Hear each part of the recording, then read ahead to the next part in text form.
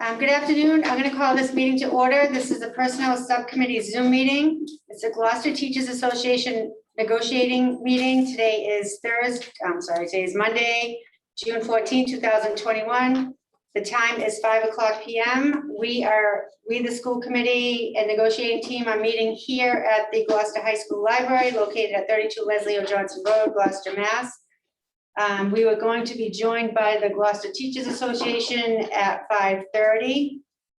Consistent with governor's orders, suspending certain provisions of the open meeting law and banning certain gatherings such that an in-person meeting of the Personnel Subcommittee of the Gloucester Teachers Association negotiating team is not possible. This meeting will be conducted by remote participation. The public may not physically attend this meeting, but every effort will be made to allow the public to view and listen in the meeting in real time and participate when necessary. I'm not going to give the instructions for calling in because there's no public comment to be heard today. So from 5 to 5:30, we're going to be going into executive session, and then from 5:30 on, we'll be having open to the public negotiation session with the Gloucester Teachers Association. So I am going to do a motion that the school committee, personnel subcommittee, Gloucester Teachers Association negotiating team go into executive session pursuant to executive session purpose 3 of Mass General Law, Chapter 39, Section 23B, to discuss strategy with respect to collective bargaining with the Gloucester Teachers Association, as an open meeting may have a detrimental effect on the Gloucester School Committee's bargaining position. Second.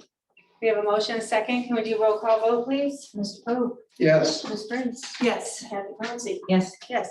So we will be joined here in about a half hour with the Gloucester Teachers Association, and we will see you then. Thank you.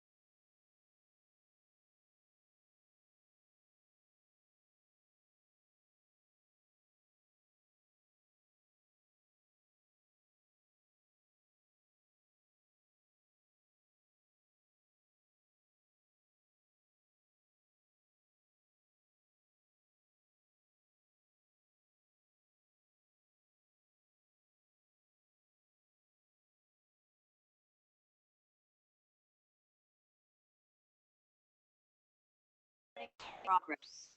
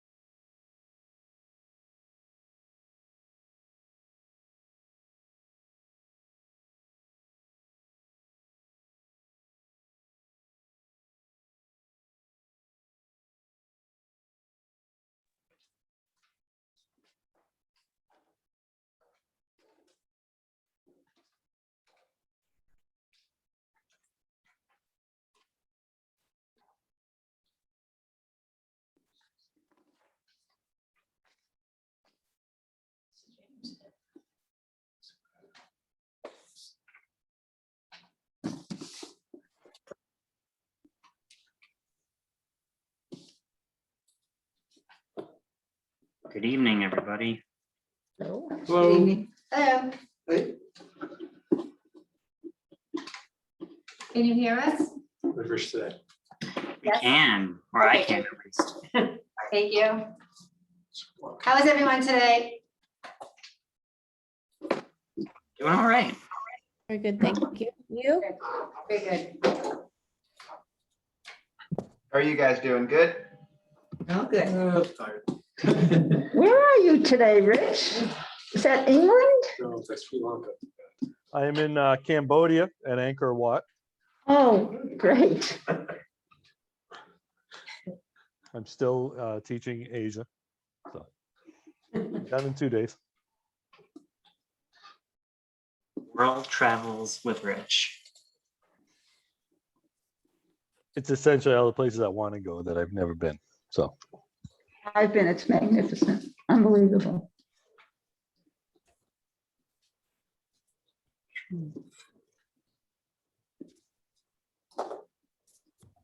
Are you still waiting for more members? Hi, Rachel. I think this is the balance of our team. Now that Rachel's on. Would school committee, would y'all mind just confirming who's in the room since we still cannot see you with great detail? Yeah. Okay, Oh, I'm Melissa Texera Friends, sorry. Naomi Stoneberg, Ben Lomas. Lena Immel. Kathy Clancy. Jonathan Pope. Brian Marshall. Greg Pagnini.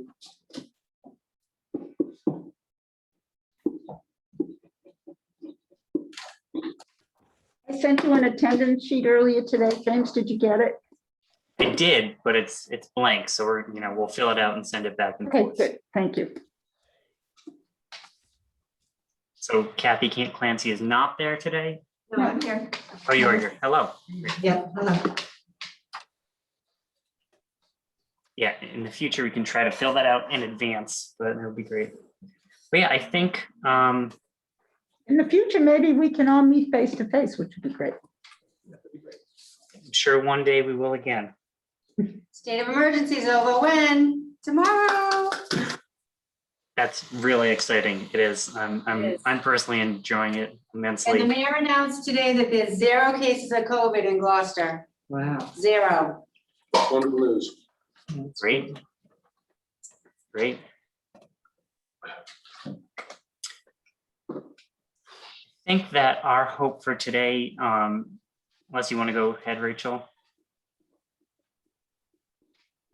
Were we gonna, so I just wanted to make one quick mention about meeting in this mechanism using the technology that we have. I mean, COVID really taught us how much technology was at our fingertips and how easily we could meet in this kind of a meeting. So for me personally, I super enjoy the face-to-face. As a teacher, I totally understand how important those face-to-face meetings are. It was so great to see many of you school committee members yesterday face-to-face at graduation.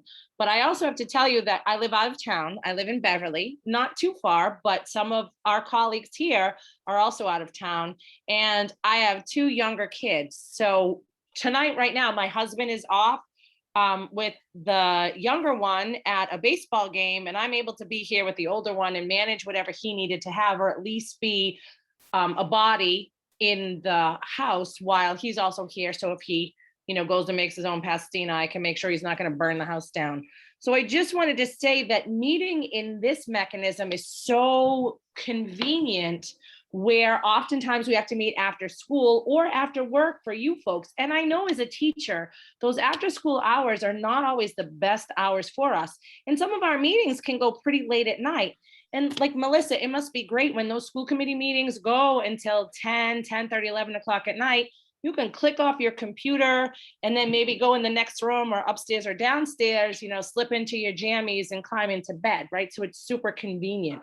So I think that we should really, that's one of the things in one of our proposals was to maintain the remote meetings, because it gets so many people together. We have, how many participants do we have? We have a few participants more, and I'm willing to bet that more teachers will be logging in as we move forward. So we get lots of people in and we're able to meet, and then we're also able to manage some of our personal responsibilities as well. So I think that's another big piece that I really wanted to mention to you, because this is meeting in this manner has made my life so much easier with the other responsibilities that I have beyond my teaching responsibilities and beyond my vice president of the GTA responsibilities. I understand. I may not agree, but I understand. I agree that it's definitely a convenience, But the open meeting law is what it is, you know, they don't know if they're gonna extend it, they are gonna extend it through the end of this year, because they're just testing a couple of things. But there's still laws and regulations we have as elected officials to follow too. So we meet in person, we chose to meet in person, and that's probably gonna continue. Although, well, school committee hasn't met in person yet, but you will maybe moving forward.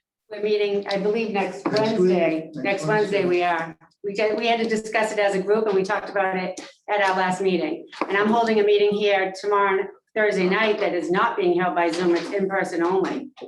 So we're getting back to in person more and more each day. But I completely understand and relate to being professionals and having to work all day and the convenience of this, especially with young ones at home. I would not deny that by any means. And as we move into the summer, if we're able to nail down some summer dates, like my family has a family vacation planned for the week of 4th of July, but I could Zoom into a meeting, right, as opposed to meeting in person. So again, it just kind of creates more opportunities for more people to get together. But can I give you a little pushback on that? Because as someone who works full-time also, I believe in vacations being vacations. And I think Zoom is destroying vacations because there's expectations that people can Zoom in. And if we're going to the beach, we're not going to Zoom in. So while I understand the convenience, I don't think it's fair to have people on vacation with the expectation to Zoom in. I think that is completely unfair. They've earned their time to be unbothered by work responsibilities. So that I can't agree with, but I do agree with the convenience of everything. Right, and as a personal choice for me, we tend to meet in the evenings because of the work schedule of some of you folks. So I could spend all day with my family and take 2 hours out of the evening to meet. And so that would work. And again, like the current contract will expire on August 31st. It would be great to be in a position to have something to be ratified prior to that expiration date. We'll see how we go. We want the same. Awesome, fingers crossed. All right, thanks so much. You're welcome. And I guess actually is on that, piggybacking on that, last time we met, we had proposed 3 summer dates. And the school committee had said that none of those would work for your team.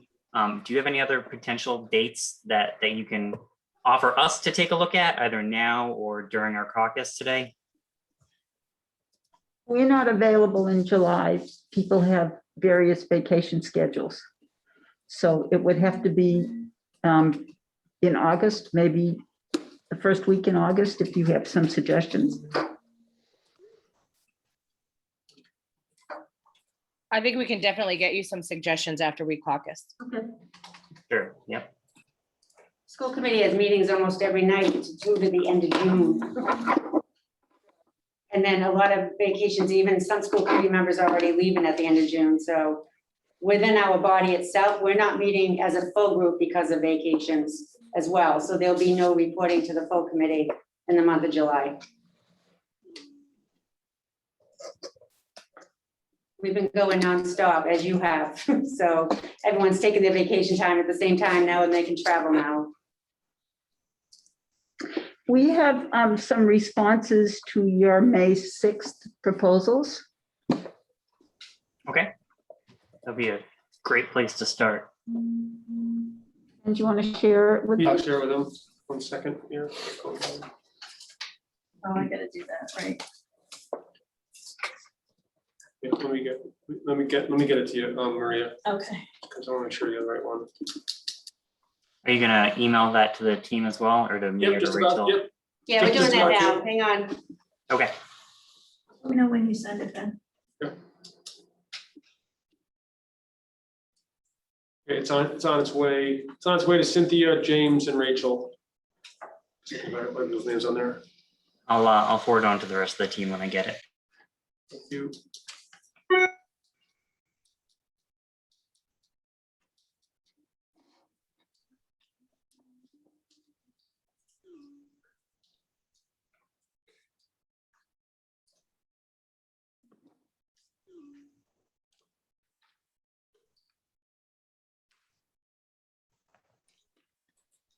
I received it. I just have to wait for my antivirus to let me open the file and I'll pass it on.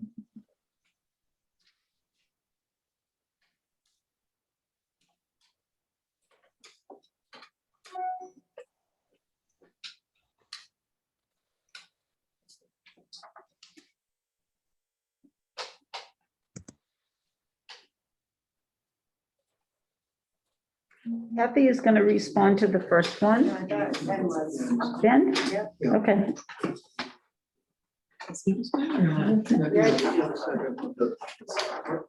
Oh, wait a minute. No, Kathy is. Oh, okay. Yeah, I just got it mixed up. I did too. I thought it was backwards, but you're right, Kathy.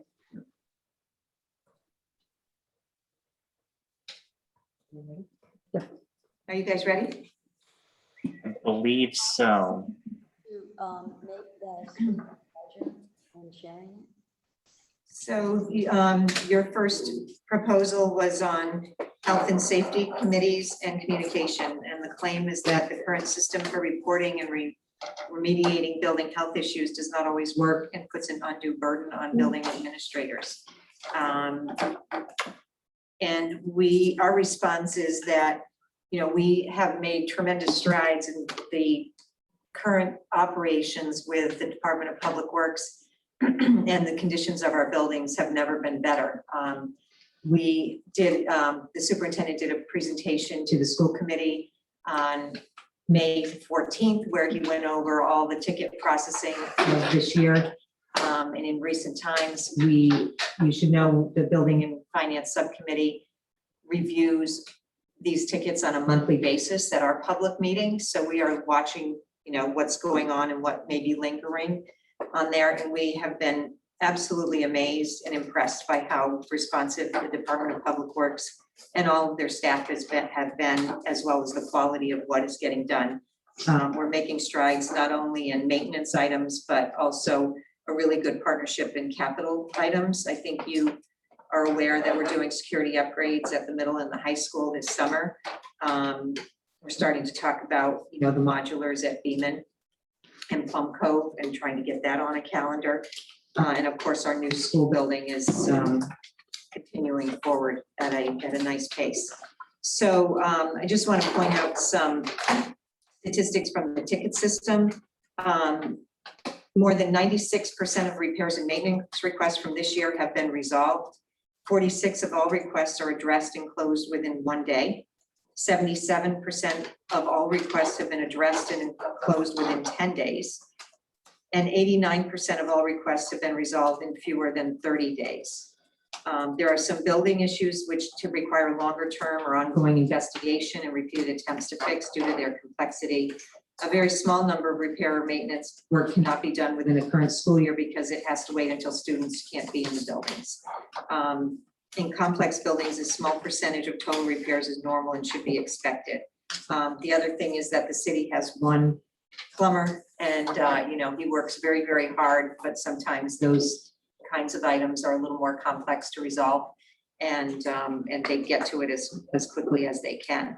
As I said, we report all this information. You guys can always look at our Building and Finance Subcommittee packet from every month and you'll see what the open and closed tickets are. And we used to spend a lot of time going through this because the list was long a few years ago and it just keeps getting smaller and smaller. So this year we've been quite pleased with very few things to actually talk about. And it's talking about more of what the complexity of the solution is, not necessarily the response. The response has been very timely, very professional.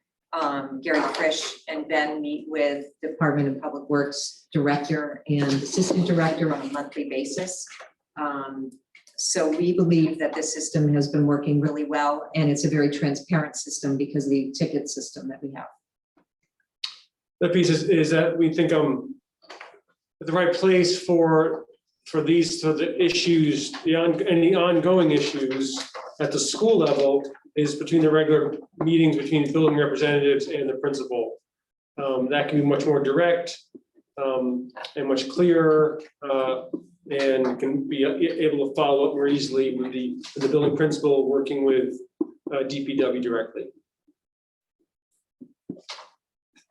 So we don't want to take more of folks' time. May I ask a question? Yeah, so we don't, yeah, sorry, just with me. So we don't want to take more of folks' time when a smaller group, building representatives and the principal can address these more quickly.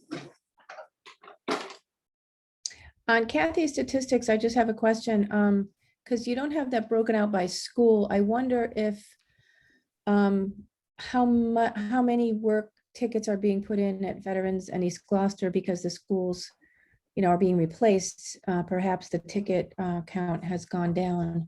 So we did present that publicly by school, and I just didn't put all the data here, but I can pull it up right now. It was presented publicly, both to BNF and I think also city council, I'm not quite sure about that. I think we started a school committee meeting, didn't we? Yeah, it's a school committee, So it right? might be in the BNF packet. and school committee, so let me just pull it up while we're talking, Cynthia, and I can give you the numbers for those two schools.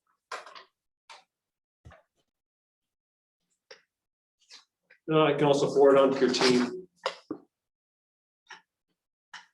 We can- We're also aware that, East Gloucester still has 2 full years of educating kids. And so no one is really looking at that school as not a priority or any less of a priority as any other school.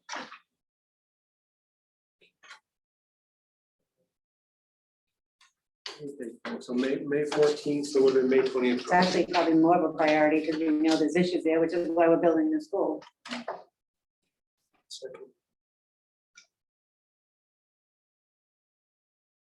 Almost there. Requests.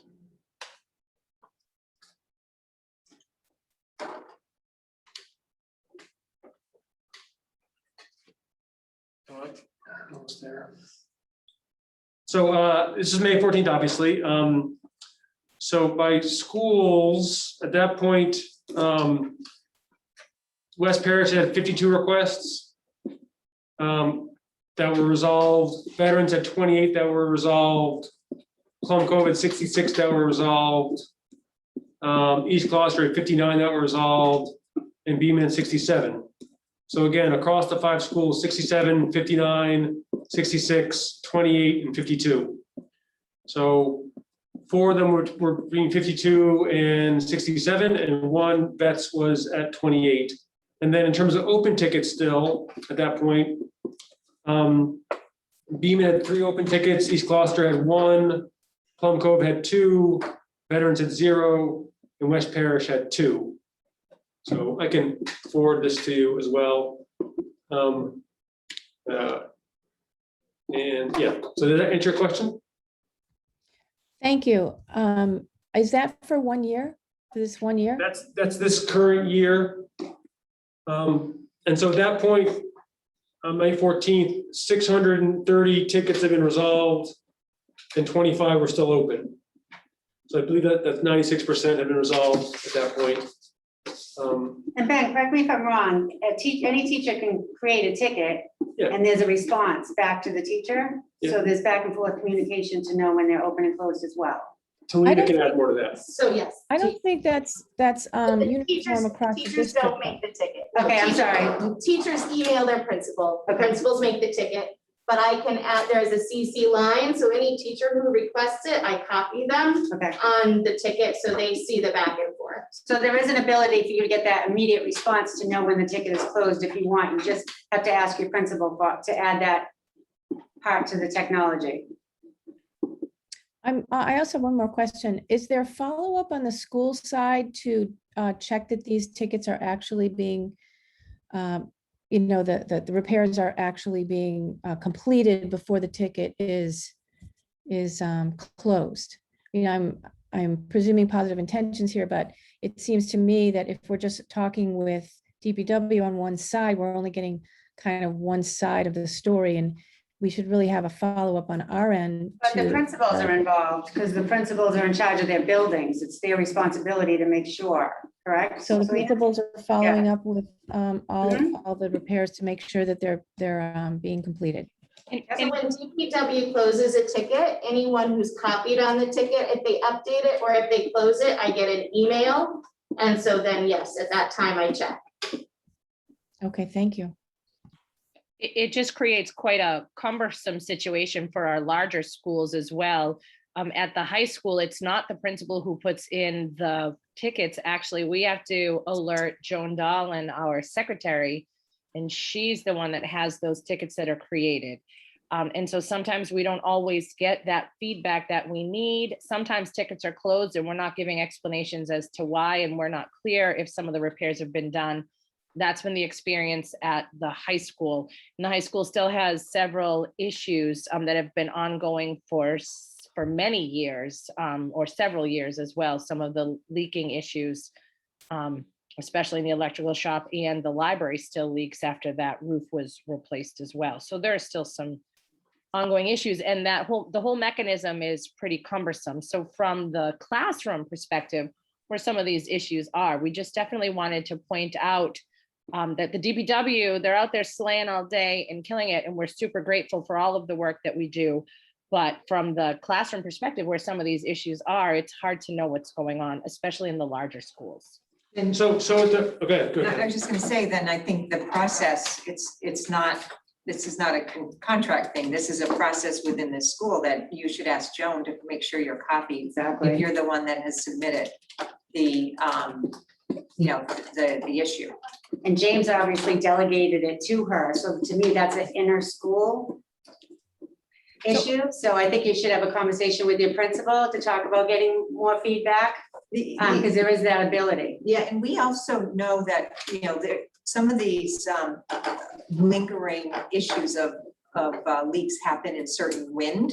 So we're getting those reports when we have our BNF meeting, that they are looking into things and trying to chase down issues. And so they, they're talked about, for sure. They're definitely transparently talked about as to continuing to try to find the problem. And Rachel, I'll give you an example. I work at the courthouse. I've been there 28 years.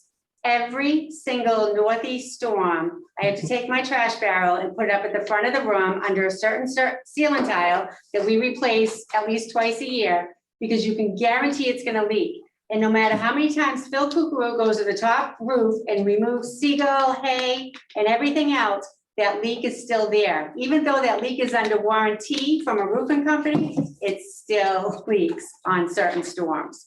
So Well- some things we know are gonna be reoccurring, but that the city is trying at the same time.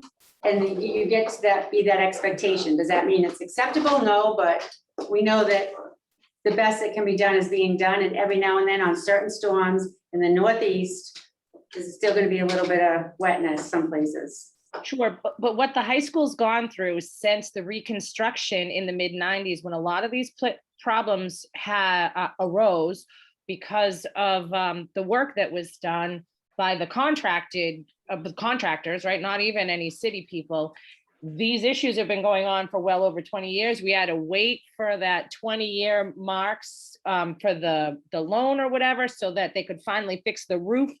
And so when I say that these problems have been going on for years and years and years, I understand we live in the Northeast, but there are kids who haven't been able to be in their electrical shop classroom with that important hands-on learning that they've had all year, because the shop kids were able to be in school all year long, even when part of GHS had gone remote. So Rachel, a couple things that I'm not clear on is you and I, as you know, and Cynthia at our monthly meetings you guys have diligently brought up the issue about the northeast storm leak here at the high school at the library, okay? And I think we're replacing windows this summer because of that, right? When you say there's an issue that's been going on for 20 years, so I just heard you say that. Did I mishear that? So I just wanted to back up that there have been issues that have been going on in the high school for over 20 years. And some of these leaks tend to be those issues that should have been repaired with that new roof.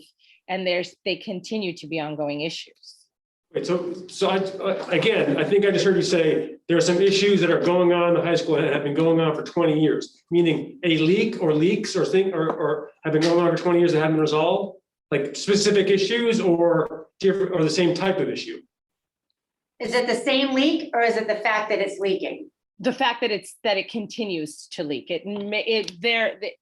Correct. It's not. So it might be a new leak one week and a different leak somewhere else. Well, Is it's that not what you're that saying? common, first of all. I'm just asking, trying to figure it out. I appreciate the questions and the clarification. I'm just saying that we've had these issues for many, many, many years, and that they continue to happen. And the mechanism that we have right now to report the issues and to see the tickets and to see the work that's being done is cumbersome, and we just wonder if there's a way that it can be streamlined. And I guess I sort of, I mean, cumbersome, I don't agree. from what you described as cumbersome in the high school is a teacher talks to a secretary submits it. That's, to me, doesn't seem cumbersome. And what I did hear though, was that at one school, Talina was describing how the person who reported it is copied on the ticket, so they're getting all the updates. Does that happen at the high school? Not always. Okay, And I can- so I can- that does sound like that would be helpful. So folks are then informed for all the progress that's happening on the thing they submitted. So that's a change we certainly can make and make sure that all schools understand that the person who reports the issue is copied on all the updates. Absolutely. And I think it's safe to say that most of the elementary schools, if not all, the teachers who report to their principals are not getting updates on the repair as well. Yeah, so that's a pretty easy change. I don't know if we've asked them to do that yet, so, if we ask them to do it, and then so people don't do it, then we have an issue. I think that's an issue. We can certainly change that. I agree that you should get a Yeah, absolutely. response. It's expected. So we can fix that. I believe Or it's July. in our language that we are supposed to get a response within 10 days. In which language? Which language? In the In our con- health and safety language, Oh, your I can proposal? look your that up. You mean the Oh, in your proposal or proposal or contract? the language in the contract? the contract language, I'll look it up. So I'm, You can look it up.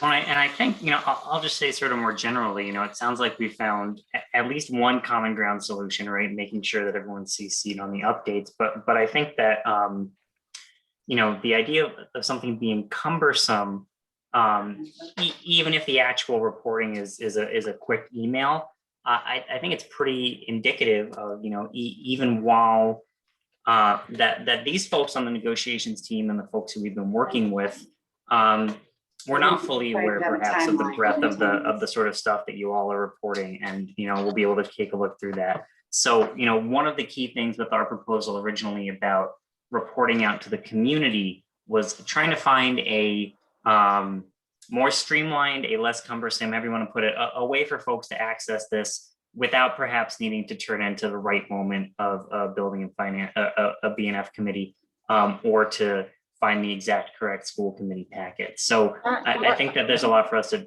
think about for ways to make that more accessible for people. What's the problem with the BNF reporting out? That's where they're concerned about buildings. And they report out on a regular basis in a public meeting. So what's the problem with that? I'm not implying that there's a specific problem with that. I'm implying that there may be a way to get that information out to the public better. We do get it out to the public. We discuss it in front of the public. We have to do everything in public. Well, I'll say this is we'll be working the next 6 months or so, over the next 6 months to revamp the website. The district website, hallelujah. So I think my intention and purpose on that is to make sure that public documents that are shared at public meetings are more easily accessible, like we've done with the recent building committee website. So I think we can definitely with our website, which is our primary way for folks to access documents, make that more easily accessible to folks. I think that makes a lot of sense. Just like making any packets more accessible. And with Zoom meetings being recorded, we can go watch them anytime right now. So those conversations are recorded if someone's not there in real time. I think it might be easier for someone to look something up in writing rather than to muddle through an hour, 2 hour, 3 hour meeting to try and find the information they're looking for. I think that's what James might be speaking towards. Also in the contract on page 39, it does say within 10 school days of filing a report, the teacher will be provided with a timeline for any required remediation under our health and safety. We did bargain that just a few rounds ago. Okay. So Yeah. So I think with those. I just want to respond to your comment of finding things in writing. our monthly, just to repeat, our monthly BNF packets have open and closed tickets that relate to facilities on a consistent basis. So that is the direct source for that monthly reporting. So no one has to show up, watch a video or anything. That is the key document that we look to and that anybody should look to if that's the information they're looking for. And that's posted on the website. So all you have to do is go to our websites, go to agendas, click on the one you want, and there's the information. So if you want to look at it at midnight, you can go on your computer and have access to it.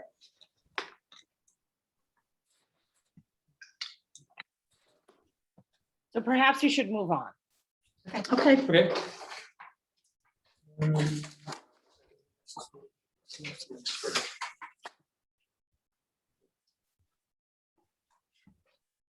So, on your second proposal, you're seeking a committee and a joint labor management committee.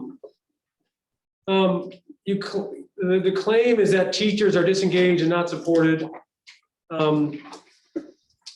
I guess what we would say is there's actually quite a lot of involvement. In fact, I'm pretty impressed by the level of involvement of our teachers in so many pieces of the work. And these are big, significant decisions that impact curriculum that teachers and groups of teachers, large groups of teachers across every grade level are involved in. It's about curriculum, it's about scheduling, it's about reviewing curriculum, it's about tools being used. And so there's actually a remarkable amount of teacher engagement. And we list some examples here. Just recently, K-5 math, in the original selection of Math in Focus was 100% teacher leadership and engagement in the review, pilot, and decision-making of taking on that curriculum in 2015. And can I interrupt for a second? Can I just clarify one thing here? Sure. So when we put this forth, we put our proposals for this round as a problem and a solution. And you're referring to it as a claim, which might be sort of like true or false. And I just want to make it very, very clear that the problems we identified, and in this case, the problem of educators feeling that their educational expertise is not always considered, are problems that came right from the membership. They came from talking to people. They came from asking people, what do you want us to advocate for? What should we be bringing up at the next round of contract negotiations? So, I'm excited for this evidence and excited to, hear the list of all the ways that folks are actually involved. But please just be aware that the problem came from the classroom teachers directly. And even if folks are involved in many ways, which of course they are because they're incredible educators, that does not mean that they don't also feel sometimes disengaged and that their opinions are not fully integrated. Could you just scroll Okay. back up again so we can just see that where it's written before the response? So just to be clear as to what James, not too much. So here the claim, right, is that the Gloucester educators sometimes feel their educational expertise is not considered when administrators make strategic decisions. This leads to stress within the staff and disengagement among staff. So we didn't claim that they were disengaged, but here we're talking about what our colleagues told us they felt, and so what it can lead to. And then if you could continue on, Ben, that'd be great. Rachel, just to respond to that, so we understand that you see it as a problem, and we're hearing it, we're listening to it, and we're trying to apply it to what we know. So while I respect that you call it a problem, we're looking at it as a claim because we don't see it as a problem from our perspective at this time in this conversation right now. So we're not trying to say that it's not a problem to you, but to us, we're not agreeing necessarily that it's a problem, and that's why we called it a claim. It means no disrespect. It's just our view of what you put forward to us, and now we're trying to respond. We're hoping that there's teachers here that may have made those claims, that may learn something from our responses tonight. So we're just trying to have an engaged conversation about what you may see as a problem and what we see as a response to try to address what some may see as a problem, because you do say that some feel, not all. Absolutely. And I felt like our words were being twisted, and I wanted to quantify and clarify that. Yeah, So no, we're not, we're not twisting. So that's how it felt to me when I was reading and when Ben read what he said about the claim that we had made. And it gets frustrating for me personally. So I'm in the classroom. And so when we're talking about issues or problems at the classroom level, and then you guys come back with like all this data, oh, teachers are doing this and teachers are here, like we know because we're there. And it sometimes feels to me like you're not listening to the classroom teachers, and it almost feels like I have to defend what I say about how I do my tickets for the DPW or for issues that are broken in my classroom. Sometimes it feels to me like nobody's listening or nobody believes the classroom teachers. And so it's just really important. We're here representing the teachers, and in Gloucester, we have got so many amazing dedicated teachers. Absolutely. That I just want to make sure that we can continue these productive conversations. And when I can tell you how I feel, right, it's going to be respected and that we can move forward. And of course, that's not to say that I have been disrespected by this body. So I just like to have the opportunity to say that. I just want to add to what Rachel is saying also, because this has been, as James has said, been brought to us for more than one round of negotiations. So I think we just want to advocate for more connection, more communication, and can we, as a team, yours and ours, find a way to really help with that communication and connection so that classroom teachers aren't feeling this way, because they do come to us every single round with this issue. So if we continue to work on that, I really think we're just looking for some more connection and more communication for classroom teachers. I hope, we're not saying you're not doing it. It's all, nothing's happening. We're just really looking for more, those keywords, connection and communication. Okay, got that. So I'd like to explain what we have here. We hear you completely that it's some teachers that people really do feel this. I really, really hear that, okay? And I think also the district as a whole, from what I understand, has been on a real path towards more collaboration, more communication, more connection over the past 5, 6, 7, 8, 9 years, okay? Where prior to that, my understanding is that it was a lot more top down than it is today. And so we really want to show you and folks who are listening and remind folks, because just because it's happening at one level doesn't mean other folks are aware of it at another level, okay? So there's been a lot of curriculum work over the past, going back 5, 6 years. So if you look at this, you'll see that in math, in English, in science, across the the elementary schools, many teachers have been involved in reviewing, piloting, adoption, making the decisions around what curriculum happens, okay? Just this year, we've seen presentations from on the assessments. We saw a recently presentation from the I think it was 12, 13 K-5 math teachers describing how pleased they are and the work they've been doing, how engaged they have been in reviewing Math in Focus. And we could say the same thing about English language arts curriculum, and also which will actually begin again this fall. So again, a lot of teacher leadership on throughout elementary on this. The recent middle school math and science adoptions were conducted and selected by teachers. These are big instructional decisions that are being made very much by teachers and with teachers. At GHS, the instructional leadership team and department heads are purposely designed to create collaborative decision-making, or teachers involved in school-based curriculum decisions. So that happens at the high school level. The new school schedules of the past few years at Beaman, Cove, East Gloucester, and now I think also West Parish have been teacher-led. The reopening teams, as we all know, last year at every school had teams of folks involved in decision-making and scheduling and identifying lessons learned. each summer, teachers and teams of teachers develop and facilitate professional development, teaching others. And then recently, as a county learning community, had a whole bunch of teachers involved in work that is now helping to drive real instructional changes and, close looks at equity in both the middle school and the high school, and some in the elementary as well. So what we do, so those are some examples of how teachers are very much engaged at very, very significant levels across the district. Also, the community gets updates from teachers on a regular basis through the school committee, as we talked about. I think ultimately, though, we want to continue on a path of teacher engagement, collaboration, communication, and connection, like we've been doing for the last few years. We really, really don't believe that a district-wide committee helps that. We actually think it hinders it. We think the right place for those decisions to be working on are at the school level, where folks can work closely together and adjust things. When you're doing something across schools like elementary, it does make sense to have cross school teams, because that's something that's going to happen across schools.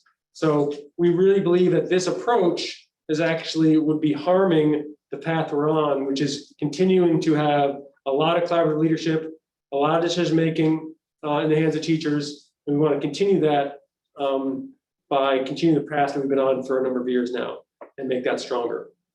And Cynthia and Ruth, I think you'll remember the days when I got on the committee, which was back in 2008, when we had Christopher Farmer here. I think if we were having this conversation back then, I could agree with you in many ways, but the progress that's been made over the past years through different superintendents and different principals, I think we're on the right path here. And like Ben said, school-based is a bigger conversation for teachers as opposed to this committee, in my opinion. I also think the way it's done now is teachers volunteer or are, their area of expertise or their area of interest is what helps them participate. And so if it's this, committee that's kind of leading things as opposed to this sign up of teachers and this dedication of teachers that choose to be either leaders in the process or participate in the process or team member in the process, that is the strength. And I'm wondering if some teachers have not taken advantage or haven't found a spot that they've been able to be heard in any of these decisions. I wonder if maybe they weren't on the prevailing decision. Maybe they felt they weren't necessarily heard, but we do get the sense that the majority really have been behind all of these really terrific initiatives and changes within the way we teach and what we teach, what we use to teach the kids. I just know the enthusiasm at our school committee meetings when we have teachers presenting it just really just makes me so happy to hear directly from them their enthusiasm of the work that they're doing to help plan for the future for all teachers. If I can interject for a second, I know the past was brought up, and I want to remind people that we used to have what's called a CCC, the Curriculum Something Committee, and it was a committee that talked about curriculum. And what we did was, when we were focusing on a specific curriculum, we brought in, like if we were looking at science, we brought in all the science teachers and we got input from all the science teachers. And I'm curious as to whether you remember that or not, because it was not top down whatsoever.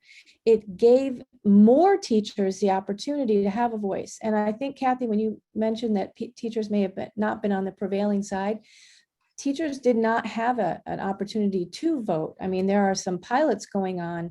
I don't know if teachers were involved in choosing the curriculum to pilot or not, but I beg to differ that in the past it was top down, because it certainly wasn't. The CCC was exactly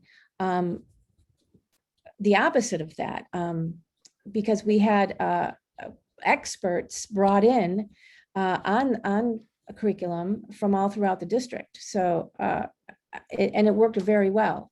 The committee kind of dissolved because it wasn't perpetuated. And I think that's the type of thing that we want to bring back.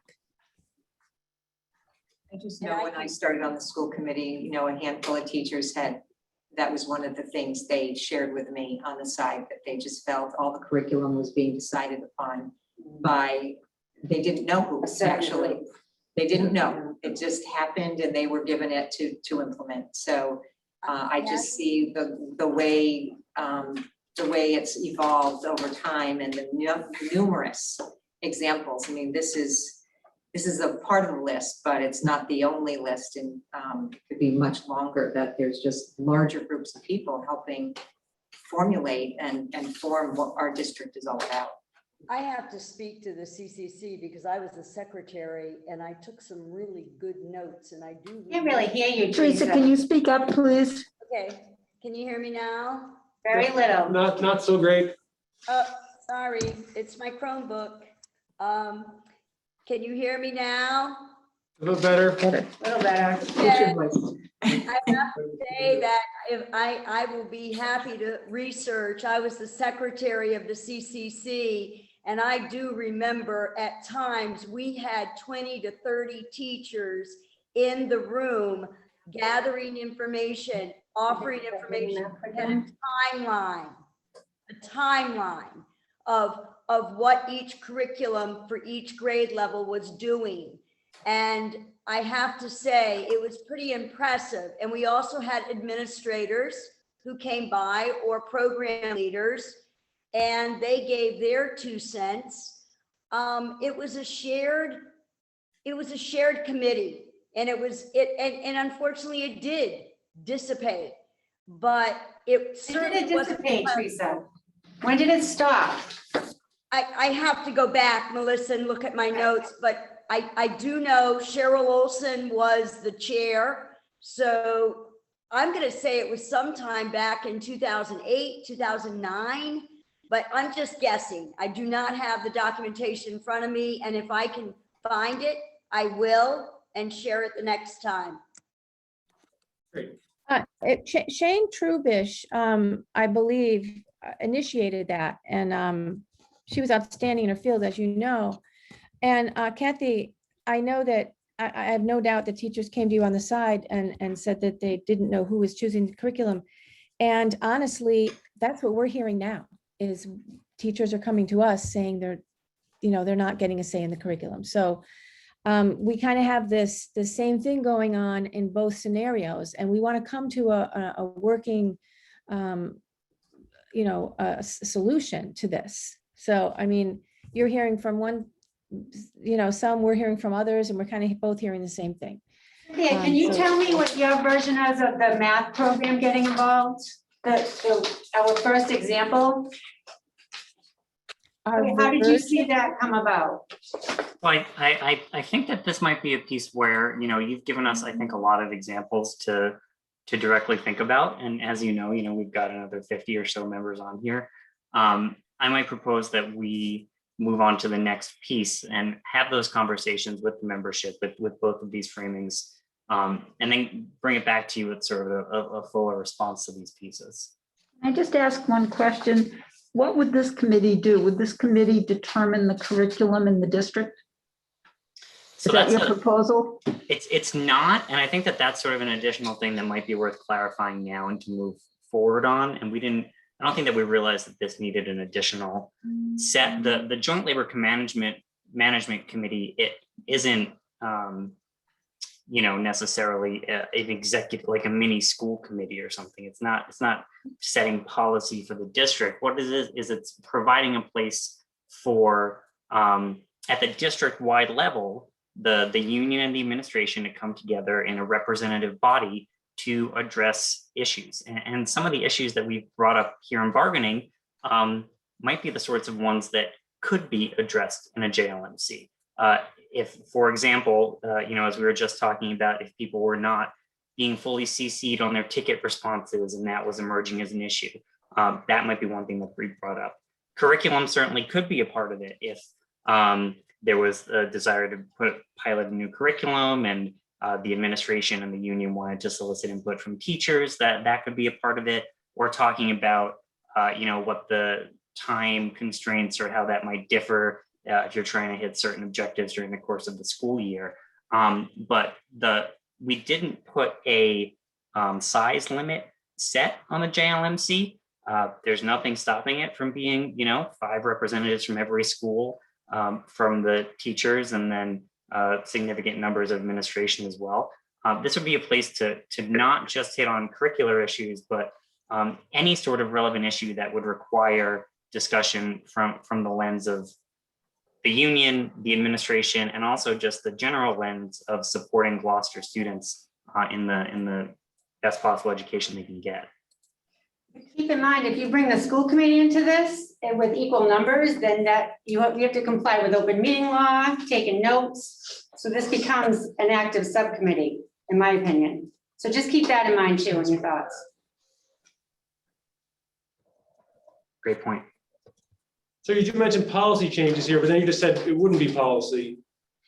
I do agree with you, James, that maybe some more, it's not clear to us yet, I think.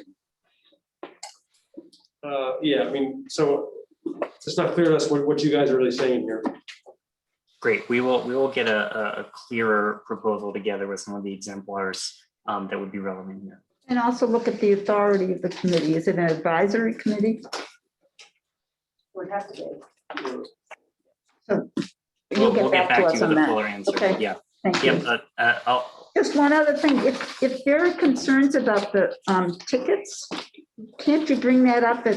Don't you, Cynthia, don't you and Rachel meet monthly with the superintendent? It hasn't been monthly. It has been monthly. In the beginning of the year, that is true. It wasn't quite monthly, but for the last, 5 or 6 months, it has certainly been monthly. I think we brought up 25 or 26 different issues. And I think we've resolved or moved past 20 of them. So, and it'll be much better next year when we can meet in person, sit down and be fully prepared with good agendas. So I'm looking forward to that. But I certainly find those helpful and hope they continue. So I am going to present your proposal 3 on new student integration. I think we're all in agreement that educators, administrators, everyone want as much information as they possibly can have on any new students entering the building. We strive to always provide the staff with the information that families have shared with us at the school district as soon as we can. One of the challenges we face is we cannot wait to enroll and start a child. We have many situations, homelessness, DCF involvement, where we can't wait for that information, and we have that legal and moral obligation to enroll a student in school as soon as possible. This is an operational matter, but not a contractual one, but we would love to problem solve this with you. So if you have any ideas or examples of challenges, so that we can try to address that matter, we would love to hear what you have to say about that. I have a question with that, Talina. Sure. As a principal, what is the likelihood of being able to call that child's school, the previous school that they're coming from, to get the information before they actually enter the classroom? We do that as fast as we can, but I mean, you experienced this year, people were moving around quite a bit. They hadn't been in school for 3 months, so I don't know if the frustration you're feeling is this year specific or cumulative. In general, I know this year was a tough situation in general, but I'm talking, moving forward in past years. So often we don't get a release of records to talk to that previous school until the child's inside the door. So okay. I guess that's that catch-22 on paperwork. We have to get a parent signature to talk to that other child's school. Okay, that's my question right there. Okay, thank you.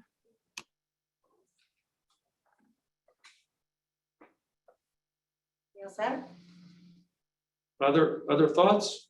Again, happy to work. We understand the importance of having as much information as possible, and again, happy to work with folks on figuring out how to do, if it's possible to do it better. Well, so I guess I'm a little bit confused at the response. So the language you used was as much advance notice as practicable, which is language we chose because of the exact issue you brought up. Hopefully practicable would mean a week of notification, but it might mean a day, or it might mean in difficult cases, it might mean 5 minutes, right? Regarding ensuring that the file review and communication with previous schools, I'm hearing that you need a sign off to do that. So then is that something that the district could just try to make that effort in advance? Is that something that an educator could be brought into? What are your thoughts on the matter? How James, can we get I guess what we're saying is we're doing those things, but there are limitations in terms of information sharing and also timing. We can't hold a student out of school while I get more information. So I don't know. So We can't. what I hear in the way you're asking that question, I could be wrong about this, is that we are, I guess I'll say this, we are already doing those things, and there are limitations in information transfer, and there oftentimes we don't get much information at all. In fact, many times, not most times. Any information we have, we are always sharing with the school and therefore the teachers. Okay, But so James, I'm currently, sure in your collective bargaining world, you might have heard the term frustration of purpose in a contract, and Naomi May, I'm sure knows of this, and Jim. This is something that we're doing the best we can now. We're doing what we're supposed to do, what we're legally supposed to do. So we can't agree to language for something that we can't do. so can I just have clarity, just so I understand, and apologies to my team if I'm going too in depth here, but currently I'm hearing that you obviously get the student in the door as soon as possible. You reach out to the school, their sending school, as soon as is practicable and once you get a release from the parent. What else goes on in that process? Well, it may be that a family comes with a full file. Okay, so, but it runs the whole gamut.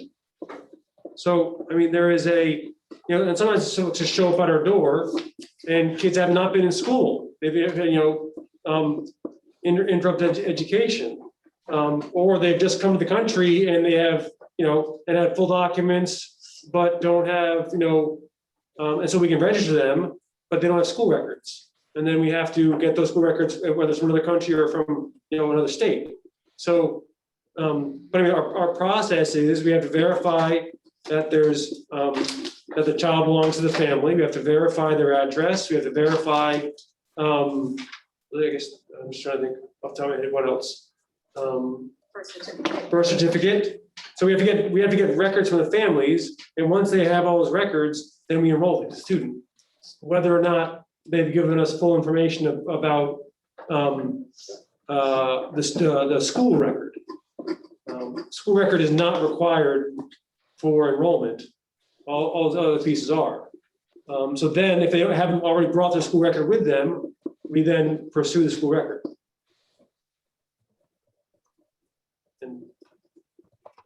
And you inform the students' teachers once you have any of that information, once you have a record or any of those things that are relevant to bring to the educator's attention. So yes, once we start getting records in, either from fax or regular mail or talking to a school, we create the school cum record folder and we create a special education folder if it's needed, and teachers have access to all of those things, and we communicate out that we've received records on this child. If we have a phone conversation, either the principal or a school psychologist, adjustment counselor, someone who's connected with that child's previous school will reach out to the teacher and share anything that they know. But it could be that the child's been in your class for a week or two before that information is available. Great, thank you so much. That helps me clarify the process. So I'm going to take the next claim, which is release time for the GTA president. There's a claim that the time it takes to schedule and run meetings between unions and administration often makes it crucial conversations to be delayed and expands timeliness that should not be expanded. So the proposal is to return to the previous GTA president daily 1/2 release time to represent educators and work with administration to ensure efficiency and uninterrupted workload. And I just want to read for everybody, the current language is, the teaching load assigned to the association president will be reduced to 60%. This applies to a high school teaching position only. So those are the conflicting languages that we have before us today. Our response, and I'm going to read a little bit from what you have in front of you, and then I'm going to go back in history a little bit. The previous president, meaning in the past 10 years or so, before Ms. Carney, was a high school level where it was easier to provide some release time because of the high school schedule. As you remember, Andrea taught at the high school, and I think she had 5 or 6 classes and got reduced to 4, if my memory serves me correct. There was an agreement at the time, which goes back to 2010, 2011, that it wouldn't work at the elementary level for educational and scheduling reasons. And I'm going to get back to that in a little bit. Consistent with our rationale for as many of our first round proposals, we believe it is critically important to keep our trained and experienced staff with our students in the classroom as much as possible. We both have said that over the past couple months as we're negotiating.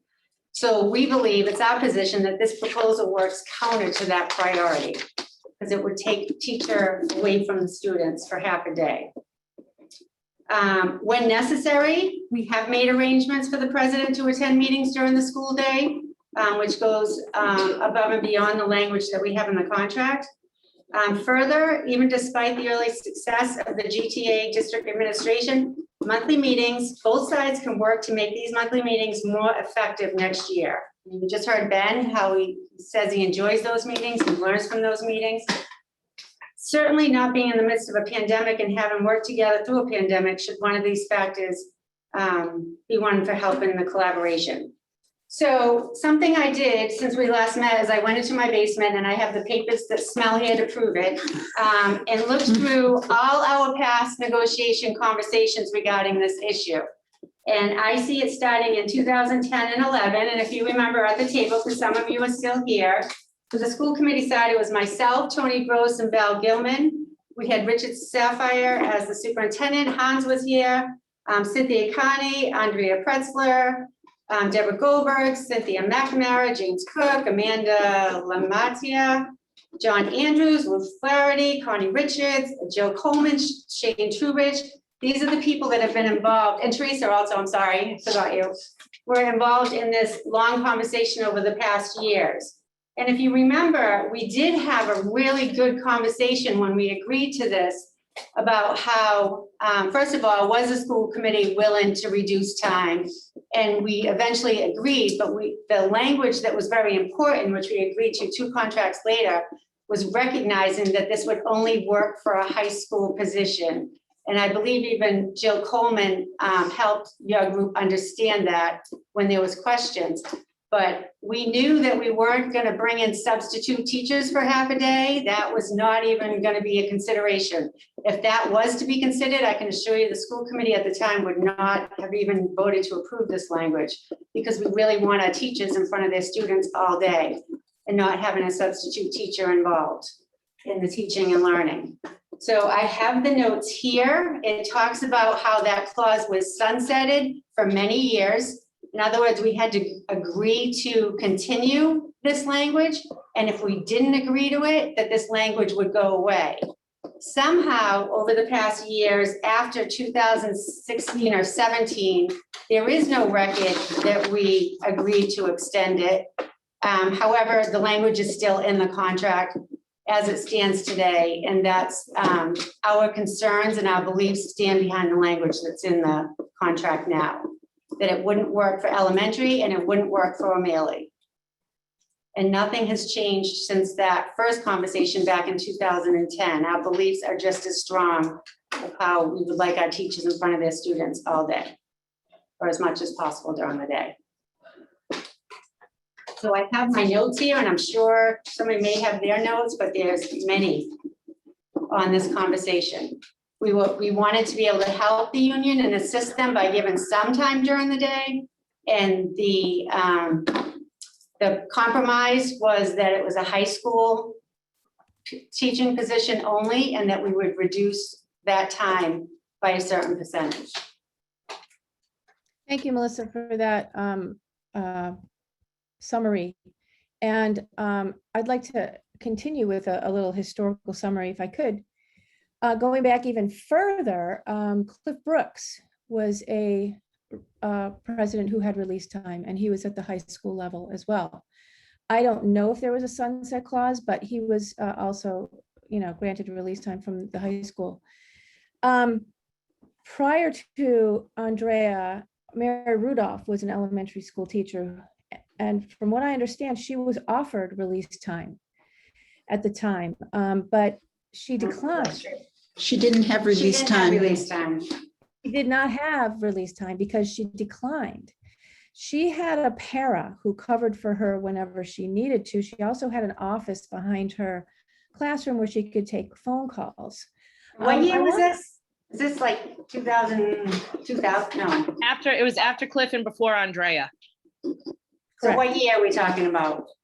2001 to 2009 or 10 or something, or 8 before or that. 7? No, it was actually Had before to have that. been before 2008, because Yes. that's when I came on. And Right. Andrea had already been here a while as president. Correct. So- It was after Cliff and before Andrea. I don't have the exact years, but I'm sure somebody can help me out when Cliff retired. Yeah, so 20 years ago, we don't have any record that Miss Rudolph Black, is that what her name was? Mary Rudolph Black? That's her daughter, Mary Mary Rudolph. Rudolph, I'm sorry, because I know the judge, Mary Rudolph Black, so I get them confused, sorry. That she did not have or request or at the time show a need to us that she needed release time. So there's no history here of that. She declined, that's why I'm explaining it to you. So she declined because she had a para who covered for her, which clearly we know would not fly, 20 years later. And again, she also had an office behind her classroom that she could take phone calls. I have a question. What is the arrangement for the president to attend a meeting during the school day? My understanding, you've been allowed to lead classes, I can't remember, there was not COVID, not this year. If it's necessary, if there's a Agreement. disciplinary Yeah. meeting that is held during the school day, then the president is given time to attend that meeting. And you And how's that covered? Pardon me? It's How happened. is It happens. covered? But how is it covered? How is it being covered? What's the Doesn't happen arrangement? that often, and the building principal makes arrangements to facilitate the president attending the meeting. Yeah, we understand the importance of those meetings. Yes, and I do too. But I want to know what the arrangement's going to be for the president to go. What has it been? What has it What been? it's been. What it's been? So when I was co-teaching, my special ed teacher was the only person who could cover me, but then there were problems with servicing children and non-compliance with IEPs. So that wasn't a very practical solution, nor is the fact that coverage is needed only for a mere meeting or two. As you know, the union president develops relationships with administration and with members, and can bring forth problems to the district before they balloon up into something big. I know at our fireside chats, that we like to call them, I've been asked for additional information on issues that have been brought to me. Honestly, I don't have the time to go researching these things that I would have if I did have some release time. So it's not just a meeting or two. There's a lot of work, as you well know, that goes into this. And Andrea, being a high school teacher, that leads me to my other thing, was offered release. And your claim is that you want teachers in front of their students all day long. So I guess the question is, and I'm asking in all sincerity, how does that equate? How does your vision of a teacher being in front of the students change when we're talking about elementary as opposed to a high school? Is it not as important in a high school to have that teacher in front of Wait a students? minute, wait, because we had this conversation in 2008, and we actually, I think as a committee, discussed how this was eventually going to come back at us, and here we are today. So we were able to arrange, I believe Andrea did not have a full schedule to begin with, and it was a matter of reducing her one class. So one class got changed from her to teach every day. That class did not go away. Another teacher taught it. So the students were still in front of teachers. It was just her schedule that changed. And we did sunset it, knowing that we could have potential issues. And we let it go a couple years. And then we tried to go back to change the language, to change it to FTE instead of 60%. But somehow those conversations got lost. But we did agree, and you agreed, and your team understood when you agreed to our language for it to be a high school student only. So now to come back 10 years with me still here in the room, it's almost like deja vu, like we knew this was coming eventually, but we agreed at the time, your request, which at the time we believed, okay, we will keep you on the payroll and allow you to do your union work and what you need to do by giving you more time to do your work. You made that argument because we knew Andrea was only going to be missing one class that was taught by someone else. The proposal that is before us today means something completely different. And that's why the language was agreed to, you agreed to it, high school student only, knowing the schedule would be a problem.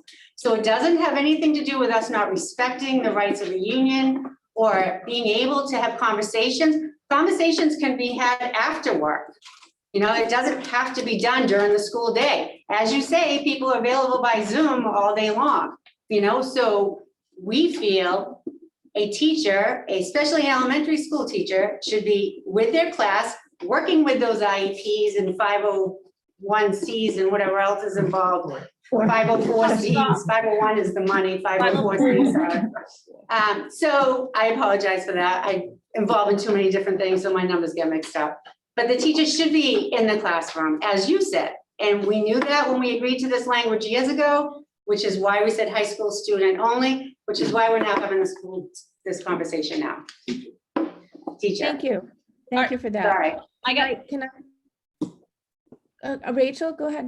All right, I'm dying over here. First of all, thank you so much. And thank you, Cynthia, for letting me go. First of all, it's a high school teacher, not a high school student. Yes, I'm sorry.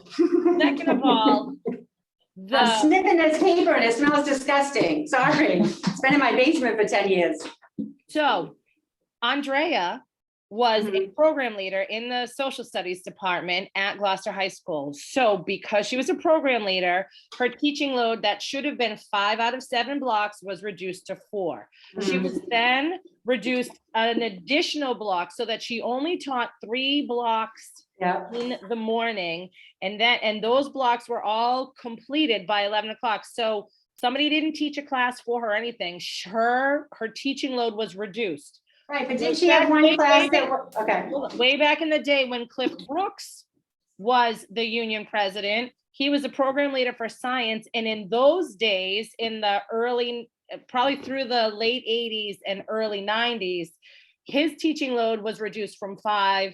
He was reduced 2 blocks to be program leader. And then he was reduced again, an additional block to be the union president. So there's some more history on that release time.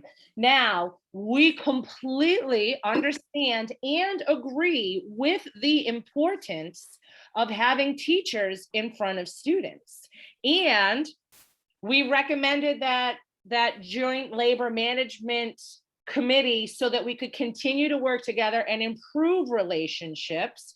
We've pointed out issues, you pointed out issues, and we're trying to create proposals that are solutions to issues. And I'm surprised that nobody is willing to think outside the box. There are lots of ways that an elementary school teacher's schedule of the day could be arranged so that that teacher could have release time that does not affect the time that that elementary teacher is in front of the students. You could rearrange specialists, you could rearrange prep time, those sorts of things. So there's a lot of work that we could do here that would free Cynthia up to take care of some of the union business during the day, visit the schools, put fires out so that a grievance doesn't go up the levels and come and sit in front of the school committee or in front of Superintendent Lummis. There's lots of ways that we could work together.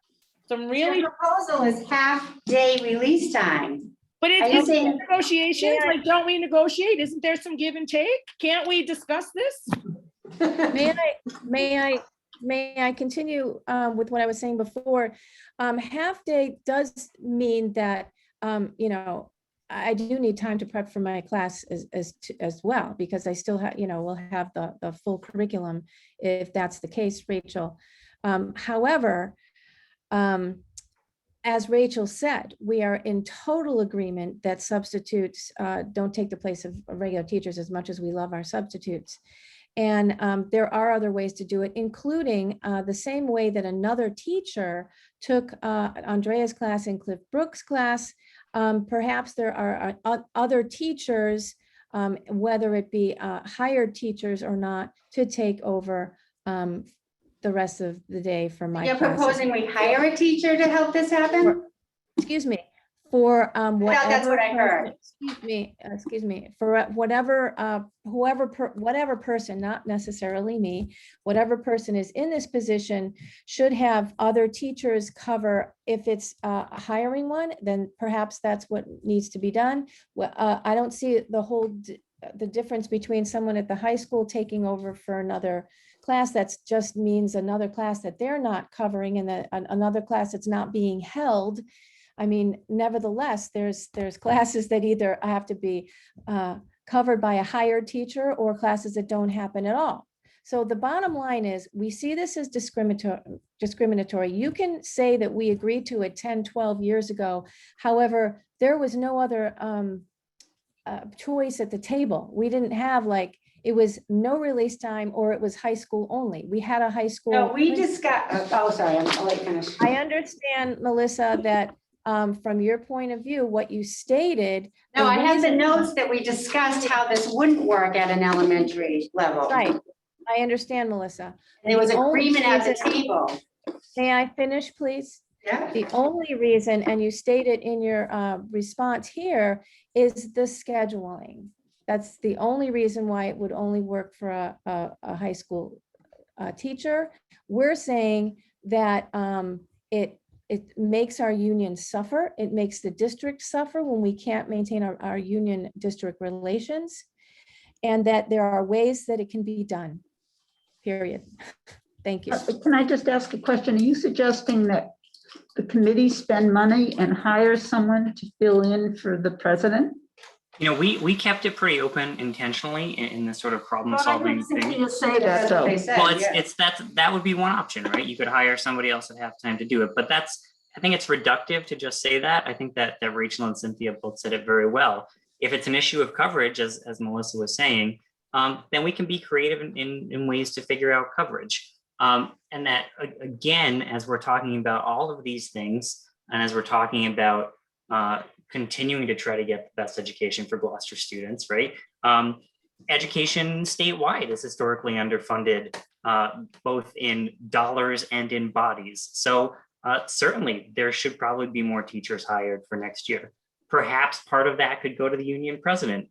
Perhaps not. As Rachel said, there are a lot of other ways to move schedules around to make this work. But at the end of it, we're not, as much as I appreciate Melissa, especially since I wasn't at the table, the very well-researched history lesson from bargaining 10 or 12 years ago, we're trying to figure out not what was agreed on in the past. We know that it's in the contract. We're trying to figure out the best way to move forward and to continue really building these relationships. And I know James, Rachel is trying to say something too. James, in any of your districts, does the union pay for the teacher's time off instead of the taxpayers? There's a variety of different ways with full or partial release.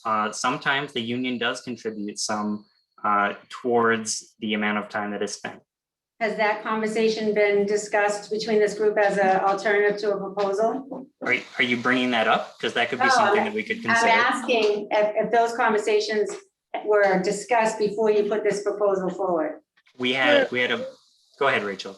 There were lots of things that we had bantered around, but even in the last round of negotiations, we had said that we would use some of the sick bank days.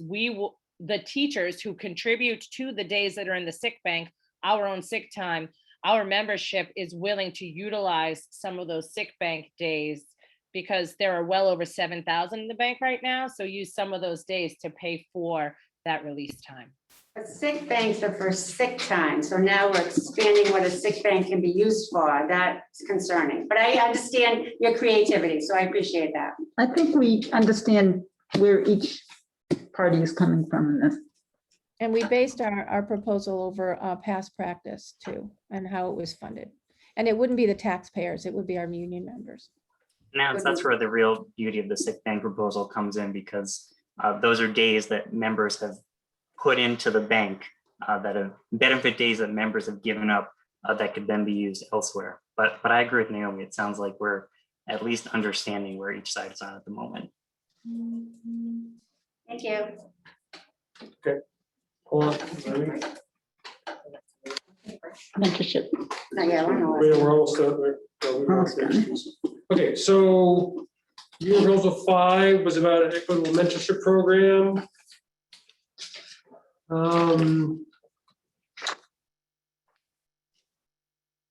The notion was that you guys put forward was that mentorships should be rotated through those who've been trained as mentors. And then every other union district should offer mentor training. So the goal of the mentorship program is to provide the best support and mentorship to each new teacher. Currently, the way we place mentors is working with the mentor leader, the principal and mentor leader working to identify the best match between the new staff member and then available mentors, and they consider grade, school, obviously, content area, and then any individual circumstance of the mentor and the mentee. And we really, and because of that, we've been able to find good matches. We believe that rotating mentors arbitrarily doesn't make sense because that would likely be mismatches because you have to get the right grade level, subject area, working relationship, area of expertise. We do already provide mentor training every other year, so that was in your proposal, but we're doing it already. Another piece of the challenge here is in terms of, it seemed like you wanted to make sure that every person who's trained as a mentor could be used as a mentor, but there's some real challenges on that. As we shared with you in the document you're looking at, the numbers don't match up at all. So the need of mentors is far outweighed by the mentors that are typically available. So if you'll see there in Gloucester High School in the last few years, we've had 1 or 5 or 7 mentors, where at the same time we had well over 20 mentors available.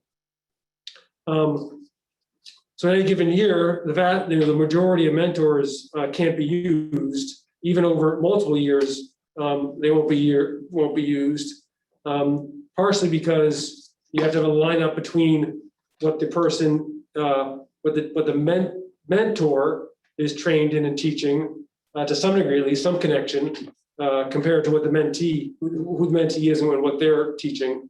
And O'Malley, you'll see similarly. Also, in terms of 5 mentors needed in a year or 5 when they're 13, they're trained and available. Another challenge at O'Malley recently has been many of the mentees have been in special education, as we've been, and so if they're on special education training, we try to match special education teachers with to be mentors with new staff for special education. And then across the elementary schools, you see, I think it's even more dramatic. Across all 5 schools, you need 13 mentors or 12, an average of 13 mentors the last 3 years, where we have, more than 30 that are trained.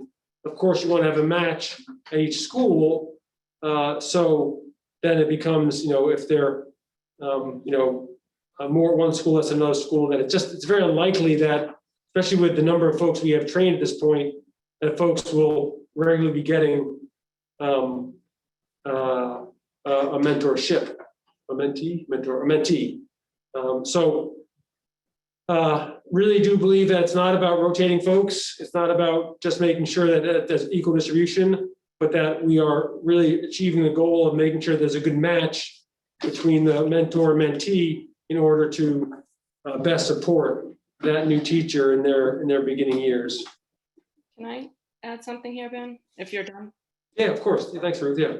It's just the word arbitrary. That was never our intention for it to be arbitrary. We just wanted to bring to your attention that we have more than one mentor in schools, and everybody should be considered, and it should not be the same person each year for each new staff member, especially if there's more than one staff member. It should not be one mentor for every single new person we have coming into our buildings. You should just know that there are more than one mentors available and able to do a good job. Wait, I don't know if I understand. Are you making it, this, I didn't understand that, Ruth. Can you say that again? If we have more than one mentor in the building, Yeah. everybody should be considered. It should not be the same person for each new staff member, especially if we have multiple new staff members coming in 1 year. So we weren't considering arbitrary and just making sure it's rotating. We just want to make sure everyone is considered and it's not the same person each time. I think if I could paraphrase, since we have so many trained mentors, we definitely should be able to choose from quite a group and not have to use the same person every year. And that's, I think, what we're seeing is we'd like to have other people have the opportunity to mentor. I think we can find good matches within the stable of mentors that we have. And yet we're seeing the same people being chosen every year.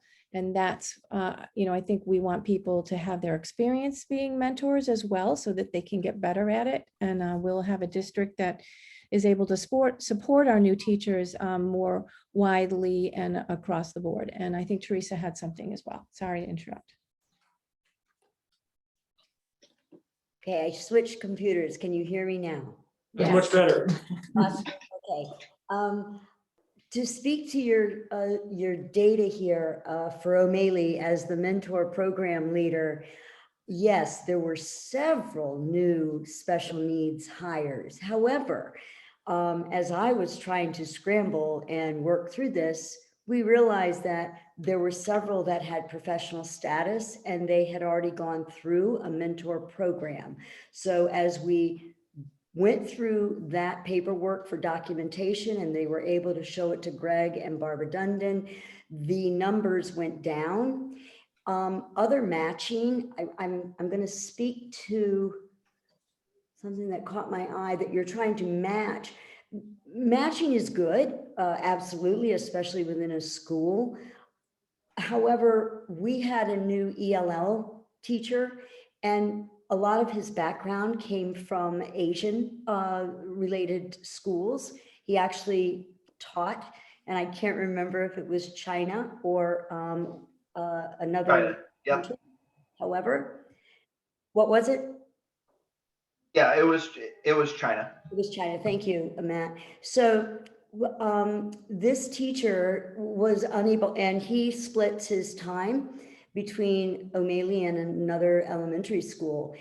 He wanted to be mentored by our Spanish teacher because a lot of our students are Spanish, and he felt that her background with the culture and the language would enable him to better reach out the students. So that matched, and it worked. And as much as I thought maybe he should be mentored by someone in the elementary because the hours were different for our meetings, It was asked by the, well, actually, the principal of O'Malley asked that it not be an elementary teacher, but a O'Malley teacher, which I know she had her reasons, and I didn't question that. But I just have to emphasize that you don't necessarily, the mentor, to me, the mentor program is not just, it's not all about curriculum because they have their curriculum meetings. It's about the people who come to our districts, at our district, and they want to know the community. To connect with the students, you need to know the community and you need to know the process. The program leader for our special needs department, she can answer a lot of questions that possibly another teacher could not answer for the special needs teacher that needed to be mentored. So I just want to say that, you know, it's refreshing for these mentors who have taken the course to rotate through and not have any type of group of teachers just be the mentors every year. It's healthy, and we have a lot of talent among our new mentors that they need to step in and practice their skills and make them better, make themselves better. So I just wanted you to come from that perspective also, and it's not just match for match, science and science, English and English, and it should be considered. It's a whole teacher mentoring program. It's not just for their content. Thank you. I think, Teresa, I think that really makes the point very well, in the sense that, you know, we talk about individual circumstances here, and that's a good example that the matching is really very, very important, you know, and that work has to really happen at the school level, you know, because I think you're right. Without talking to that teacher and knowing his circumstances, that you and Lynn wouldn't have found the right match, you know. So I think that's I think where we want to keep it, is that it's the decisions happening at the school level based on who's available and what works best for the mentee. I don't think I want to put many, you know, more bounds on it, because, you know, it's having one. You know, having said that, we do hear you that it makes sense to build up continue to build up a reservoir or whatever of mentors who've been trained and who've experienced it and are building their mentorship skills. So.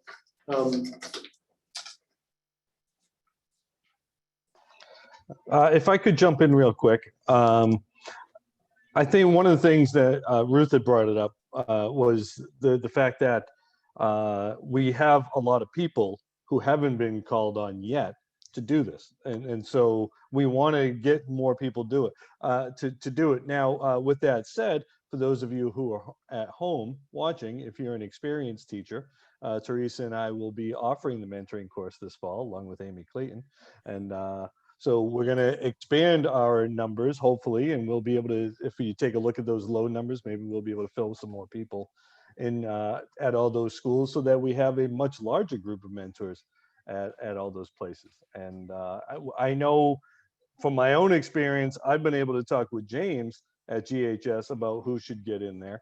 But I haven't had the opportunity to talk with people at the elementary level to see if how much the elementary mentor leader has input in each school. Obviously, the elementary is a little different because there are so many different schools.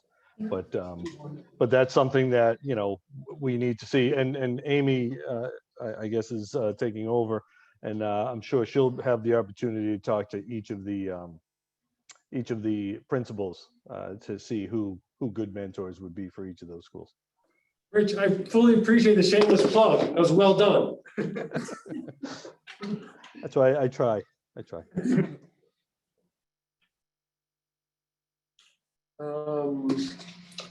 So that's all we have for you tonight. Yep.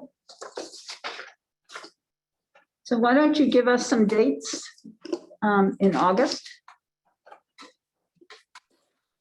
And at Yeah, the next, we're gonna need to take a quick, maybe 5-minute caucus to figure that out. So we'll do some. We'll get right back to you. okay, thank you. Great, thanks. We'll be back shortly.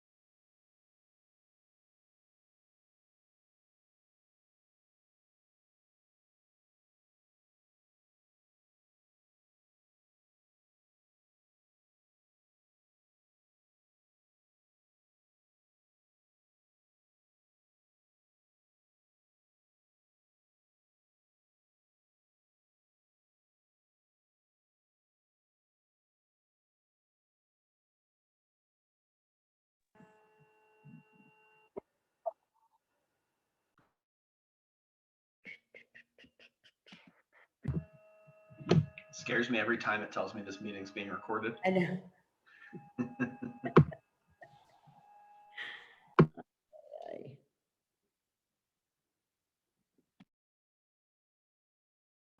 Carrie, what's that poster behind you, the Gloucester one?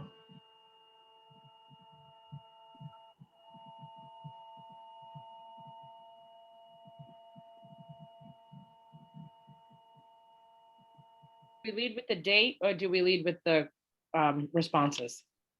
We should lead with our responses when our Perfect. fantastic hosts come back.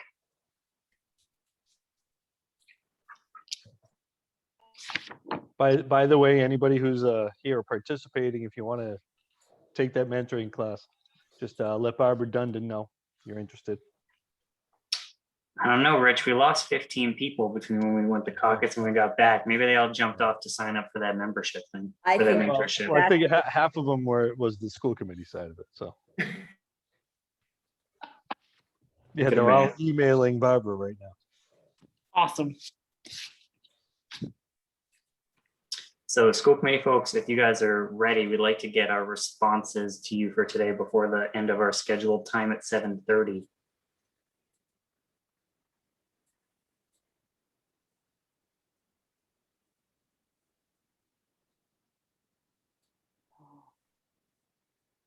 Was there a mentor class that got canceled? Yeah.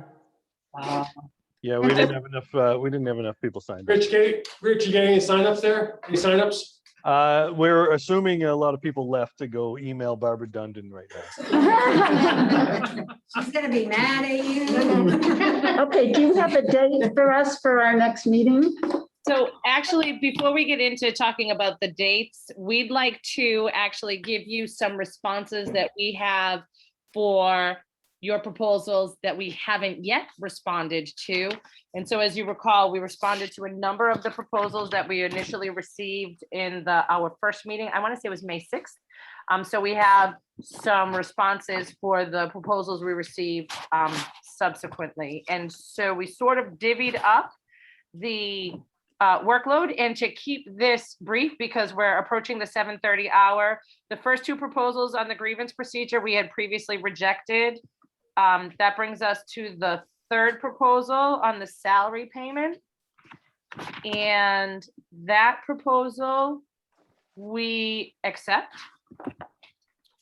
And moving forward quickly brings us to the fourth proposal, which is. Wait, I'm just trying to, Sure, so if you can, someone can give me. you're talking about our May Ability. 6th. Yeah.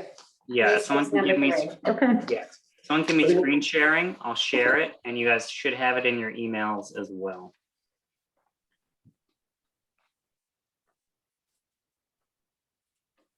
Go for it, James. Great, thank you.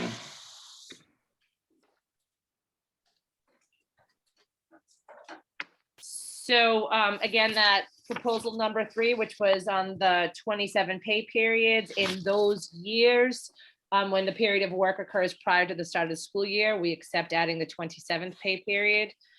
And on proposal number 4, the teaching hours and the teaching load, we have some clarifying questions that Ruth would like to ask, but I think we're going to hold on that one and move forward. Is that how we're working this, folks? Yeah, so we're holding on it because we wanted to be able to give our members more information on what the intentions for the 90 minutes would be so that we could be real clear with them. And a question from our elementary people, why not elementary for this piece? And moving forward, am I going too fast? You're gonna give us this, right? You're gonna send it to I us? just said. Yeah, so Okay. you You have it. have the, Okay, yeah, so you have the responses in writing. We will also follow up with some of these questions in writing because we are approaching the end of our time tonight, so we don't have as much time as we wanted to devote to some clarifying questions about these proposals. So for the 5th proposal, the safety care training proposal, again, we hold on that because we have some other clarifying questions that Teresa would like to ask of you folks. And for the teaching hours and teaching load, your proposal number 6. So we reject this because in essence, this would change that one day that is teacher directed to a day that's administrator directed. And we believe firmly that it should remain a teacher-directed day. Moving down to your proposal number 7, which I believe is having program leaders, supervising program leaders become primary evaluators and move into a unit B. No, it's not primary evaluators. Excuse me. I'm using the program leaders as evaluators. Correct, and moving them out of the GTA and into a unit B, we reject that. We believe that union members should not be supervising other union members, and program leaders are especially useful because their support and suggestions to other members is not evaluatory. So if the process of evaluating educators is too burdensome for our administrators, the GTA will respectfully suggest that we streamline the evaluation process as opposed to hiring more evaluators. Moving down to the GHS duties, this was adding the duty for the library position and adding an administrative duty for the bridge classroom. The GTA is very concerned that this proposal could lead to the reduction of GAPE positions. We hope that the district will hire additional GAPE members to adequately support all of our students in all of our classrooms. And as we continue along, let's see, I just got lost in my own. For the evaluation proposals, which are your evaluations number 15 and 16, we would like to hold on the evaluation language and housekeeping. Matt and Cynthia have some clarifying questions and some statements to make there. For your proposal number 17, which is concerning the homeroom period at Gloucester High School, we reject that. Educators with homerooms build deep and effective relationships through informal interactions with students. The GTA feels that prescribing homeroom activities would weaken the relationship with students and make homeroom feel more like a class as opposed to the time where we're really improving those genuine relationships. For your proposal 18, this was for the teaching time at the O'Malley Innovation Middle School. The They're O'Malley, in our June 3rd proposals, right, Rachel? yes. Oh, so we, yeah. Correct. That was the homeroom one, is a June 3rd proposal. And they weren't assigned numbers, but we assigned them numbers numerically, continuing from your previous proposals. So for the O'Malley teaching time, the O'Malley Innovation Plan already allows for educators to exercise pedagogical flexibility within an equitable structure. Changing the daily or weekly teaching time would be less equitable or require educators to make inappropriate administrative decisions regarding their colleagues' benefits. And then lastly, for that course approval committee, we'd like to hold. We also have some clarifying questions that we'd like to ask, and I believe Rich and Cynthia were going to talk to you or ask some clarifying questions about that proposal. And as we are approaching the 7:30 hour, our dates are really August. July is much more wide open for us teachers than August, but we could squeeze in a meeting on Friday, August 6th. August what?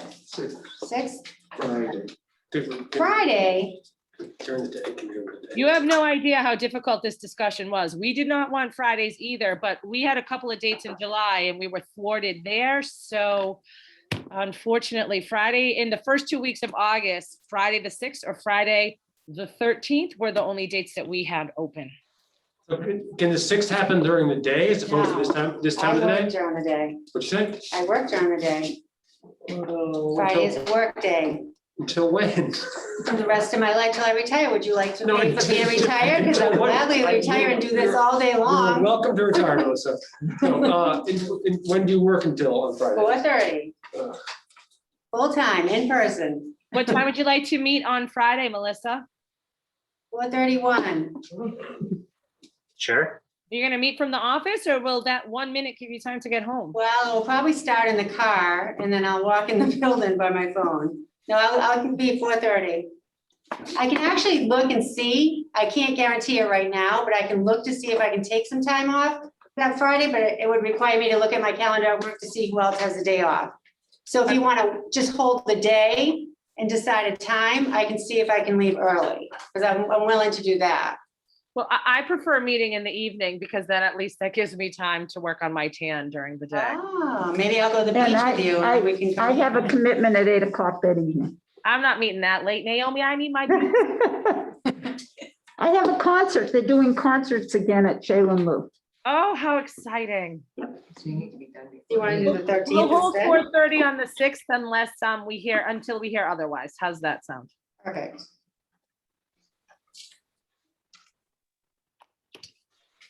All right, folks, with 4 minutes to spare, I guess we'll say goodnight until August 6th.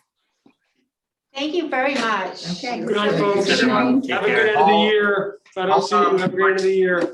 Yeah, you didn't visit me today, Ben. Any team You members? missed my classroom today. I heard you were in the building. I was, yeah. So you go. No, I had to go to Plum Cove. Fantastic. I was nearing your wing, but then I had to go to Plum Cove. Oh, All right. We'll see you soon. GTE members, Matt was trying to say this, GTE members, please join us for a debrief afterwards if you can. Take care, everyone. Bye. Night, everyone. I'd like to do a motion to adjourn. Second, Roll call Jonathan, yes. Melissa, vote? Yes. and Kathy. Yes.